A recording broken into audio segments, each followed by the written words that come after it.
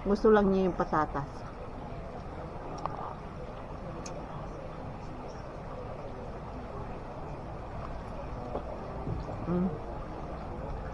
Kain tayo.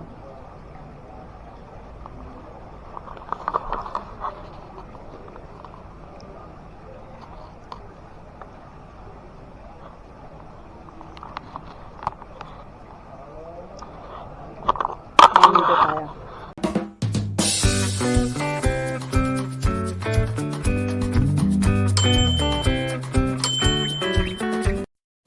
Patatas. Ciao. Manusamos. Bata. Yan. So, it's not lunchbox.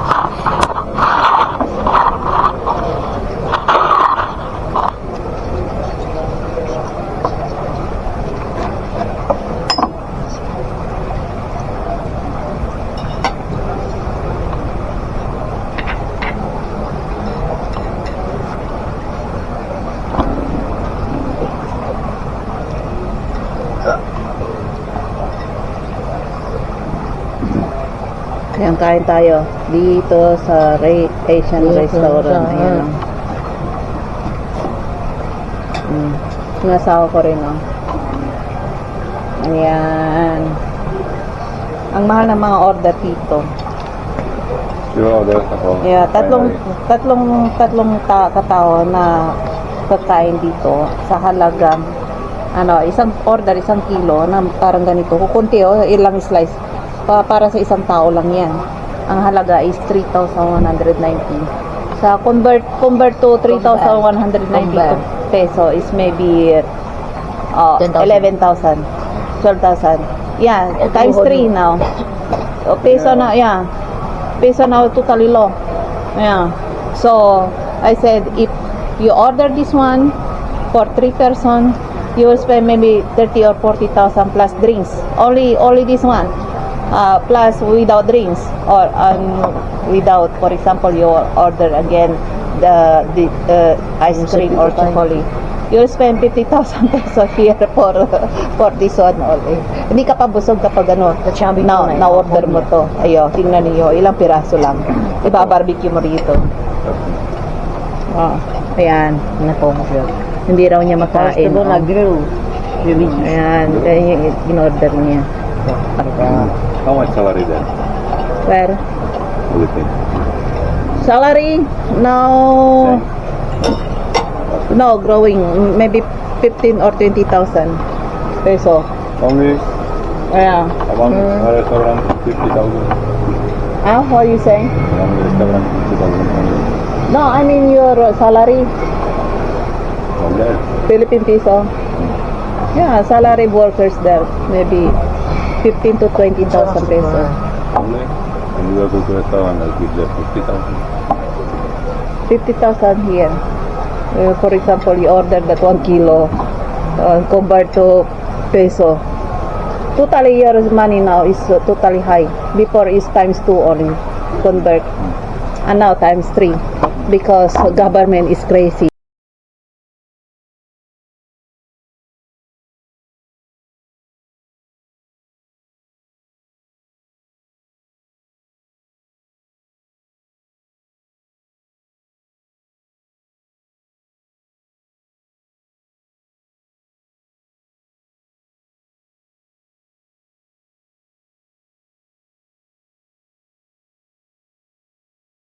Ayan, kumakain pa kami diyan sa Asian restaurant yan. Grabe ang presyo ng order dito. Ayan, pinakita ko yung picture, yung una kong video. Sa isang katao, 3,000 o sabi mo 200. I-convert mo yun sa peso. Aabot na ng 12,000 or 11,000 ang palitan sa peso. Di tatlo kaming kakain. Aabot yan ng mga 50 mil plus drinks pa. Kulang yung 50 mil mo dyan na pera sa peso. Sa peso ha. Sa check money is affordable yun. Murang-mura para sa kanila. Kaya nga, tinatanong ako ng asawa ko kung gusto ko raw kasi birthday ko raw. Sabi ko, wag na. Sabi ko gano'n, ng mahal. Giniisip ko, kino-convert ko na ko, daming magagastos namin. Magtipid-tipid. Kailangan tipid. Tapos sabi pa nga niya, tinatanong niya, magkano ba ang sahod sa Pilipinas? Sabi niya gano'n, ang sahod sa Pilipinas, ang pagkakaalam ko, kasi narinig ko, sabi ko, mga 15,000 or 20,000. Hindi ko alam. Ikaw yung nakikinig sa video kong to. Magkano ba ang presyo ng is buwan ng sahod yan? Ganyan bang presyo? 15 or 20,000 or more? Paki-comment down below. Kasi hindi ko alam, matagal nang hindi ako umuwi dyan. Ayan.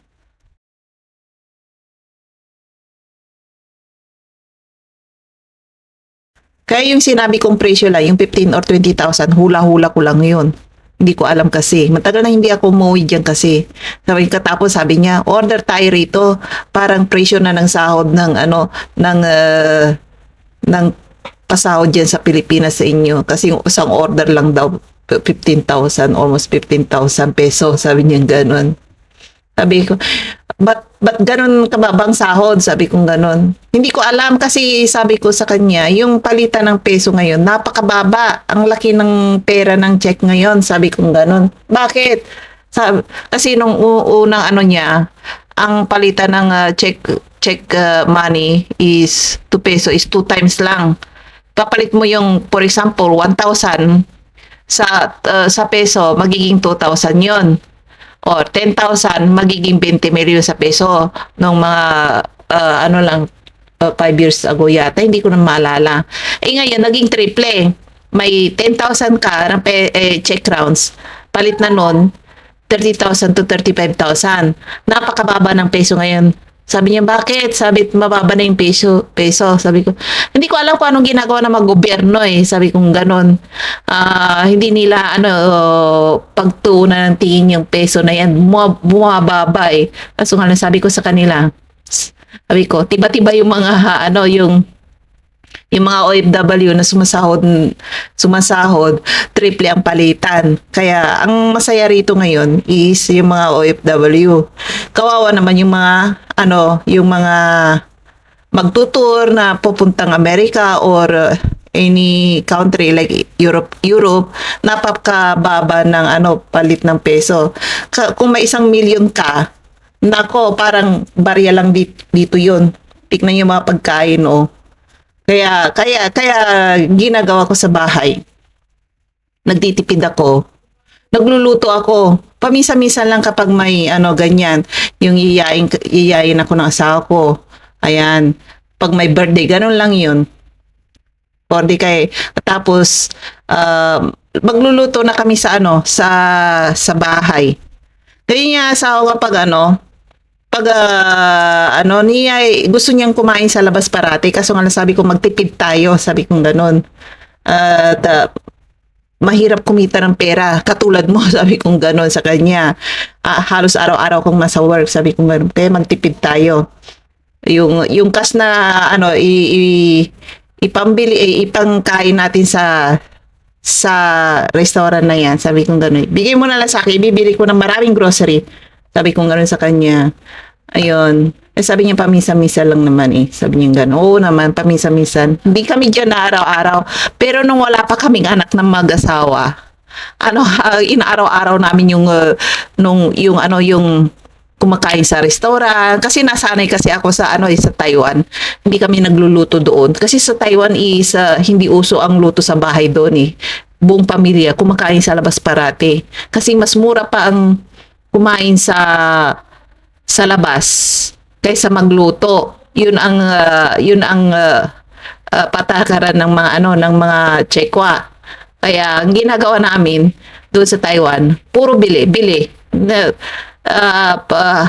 Tanghalian, hapunan, breakfast. Kumakain kami sa labas. Kapag dinner na, kanya-kanyang labas na, magmotor ka lang, pipili ka ng restaurant. Marami kasing restaurant doon, halos business ng mga tao doon, yung mga Tsekwa, mga restaurant. Kahit saan ka magpunta doon, kahit sa liblib na lugar may restaurant sa Taiwan. Kaya nasanay ako doon. Kaya nung unang salto ko rito, parang nasanay ako. Sabi ko, kain tayo sa labas. Hindi ako nagluluto. Ayun. Eh, no, ano, may anak na kami. Nakikita ko yung, ano, yung ang mahal pa lang kumain sa labas. Mas makakamura, makakatipid ka sa ano, sa dito sa ano pagluluto sa bahay. Nung may anak na kami ha.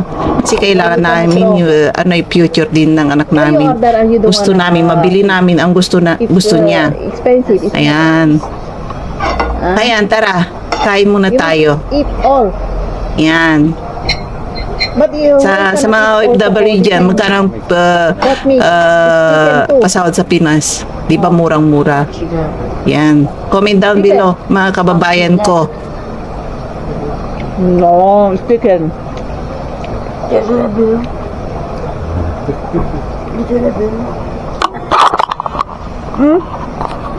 Ito to, no more recording.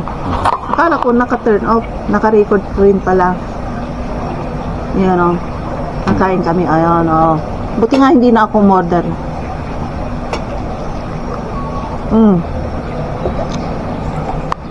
Wala na. Yung gulay, nandiyan pa rin.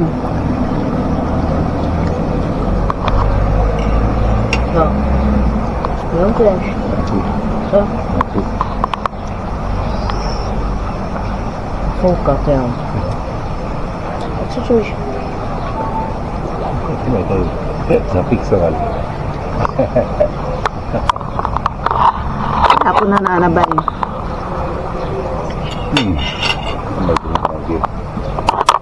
You're stealing my beer.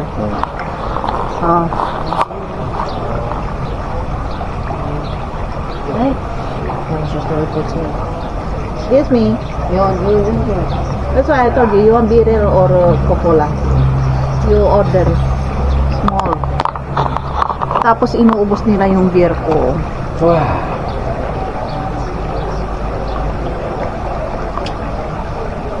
Eat that patatas. No, eat that patatas. Hoy. Ayan, ayaw na nilang ubusin. Good boy. Yeah, good boy. Hoy, patatas. Ayaw. Ang asawa ko. Pag sinerve mo yan ng kamote, ayaw niya. Ayaw niya ng yung kamote. Kahit na kamuting kahoy, ayaw rin niya. Gusto lang niya yung patatas.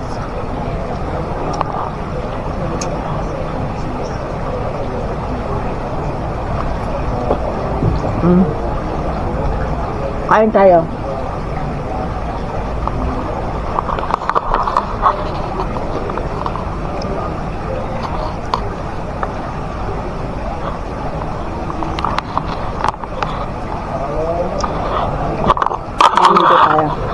Ayan, alas 9 na uwi na rin kami.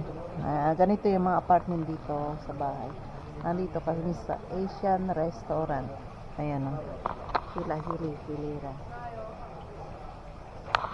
Andiyan din. So, maganda o. Mamahalin na mga order. Mahal ang mga order dito. Ganda ng rosas din o. Yan. Ang ganda rin sa loob. Kaso nga lang ayaw kumupo sa loob kasi mainit. Lahat ng mga tao nasa labas.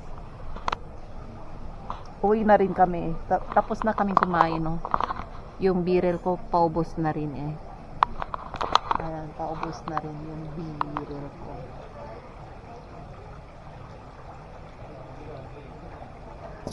Dami ko nakain. Sa bahay nga lang.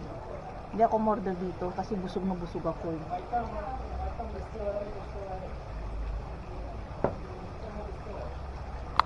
Ano, may ano dyan o. Nanyo.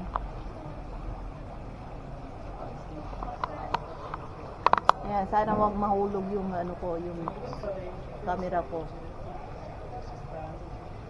Yung asawatan ako, nandoon sila sa loob. Nandiyan sa loob. Eh, nagpaiwan ako. Nagbabayad sila ng bill namin. Hindi ko alam kung magkano binayaran namin.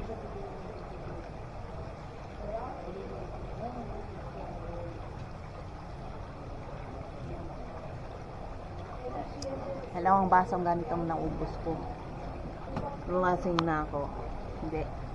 Zero alcohol to. Pag pupunta kayo ng Czech Republic, i-try nyong inumin ito. Masarap. Ayun, paubos na ang battery ko. Yan, ganito dito. Ayan o. Ayan, sa loob, pulang-pula. Ang may-ari nito is Vietnamese. Ayan.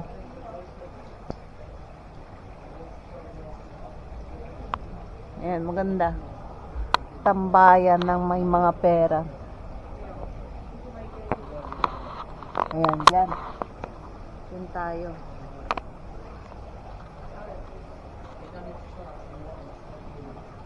Ayan, uwi na tayo.